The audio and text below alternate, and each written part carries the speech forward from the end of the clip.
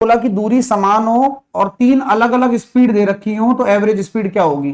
तो इसका एक फॉर्मूला भी मैंने बनाया कि 3 गुणा तीनों चालों का गुणनफल और आपस में पेयर बना लो, a into B plus B into C plus C into A. तो इसी कंसेप्ट को लेके हुए आपके सामने क्वेश्चन रखा है मैंने, आप जवाब देके दिखाओ।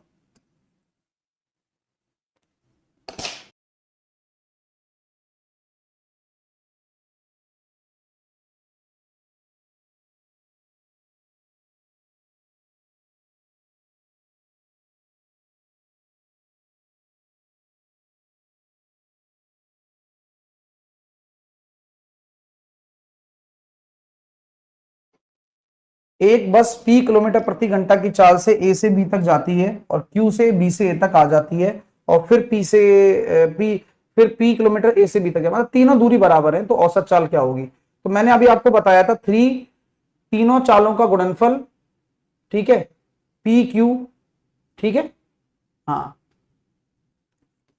तीनों चालें आ गई। रायता नहीं बना रहा हूं, देखो मैं आपसे कहता हूं एक चाल P है, फिर एक चाल Q है, फिर एक चाल P है, ठीक है ना, पी से जा रही है ना। हाँ, तो आप एलसीएम क्या ले रहे हो, एलसीएम आप लेते हो PQ हमेशा। 3 चक्कर लगा रहे हैं, 3 चक्कर, टाइम कितना कितना आ जाएगा इनका, एक का आ रहा है सर आपका Q आ रहा है, एक का P आ रहा है, फिर आपका Q आ रहा है, तो यहां हो जाएगा सर जी P प्लस 2Q। ये है कहानी। तो हमारा वाला मेथड ज्यादा कारगर साबित हो रहा है, एलसीएम वाला। फॉर्मूले में आप फंस के रह जाओगे। हाँ अब देख लो आप, ये सबूत दिखा देता हूं आपको मैं। हाँ चलिए, अरे शुभम कहां जा रहे हो यार, वही तो बात है ना, जब सीखने को मिलता है तुम निकल लेते हो। अगला प्रश्न करिए, ये भी गोल्डन रूल 2 है, 3 चालों का अलग अलग।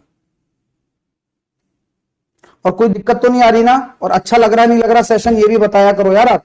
और लोग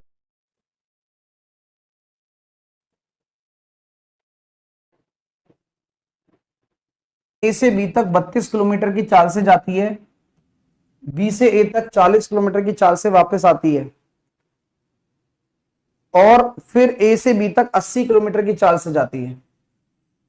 समझ रहे हो, 32, 40, 80। अब इसको आप कर सकते हो, लेकिन ये भी लेंदी बनेगा। मेरे हिसाब से आप एलसीएम मेथड लगाओ, ये फॉर्मूले वॉर्मूले सब बेकार की बातें हैं।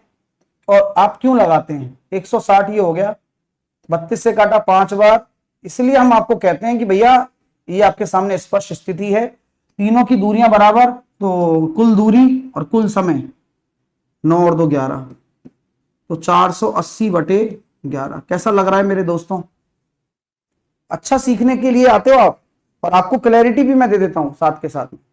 अब ये आपका कुछ होमवर्क है, पहला क्वेश्चन होमवर्क में, और दूसरा